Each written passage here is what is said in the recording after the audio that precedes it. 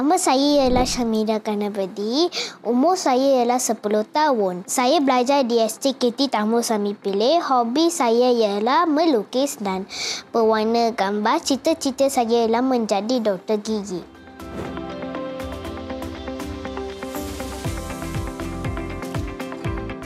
Dulu saya dapat TP4 di dalam exam.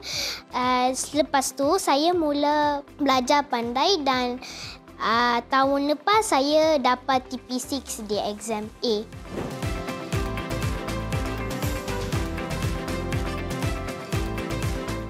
Saya suka waktu malam. Saya suka di bilik saya. Bilik saya senyap dan sesuai untuk saya.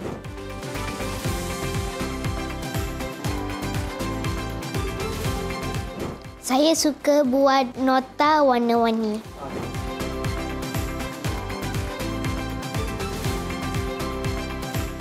Saya mula tahun tinta padai 2023. Saya sudah guna dekat 2 tahun.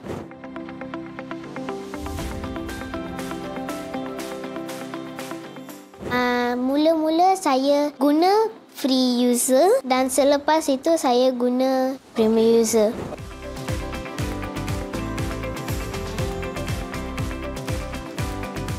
Saya berpuas hati kerana aplikasi pandai ikut KPM. Saya suka subjek BM, Maths dan English.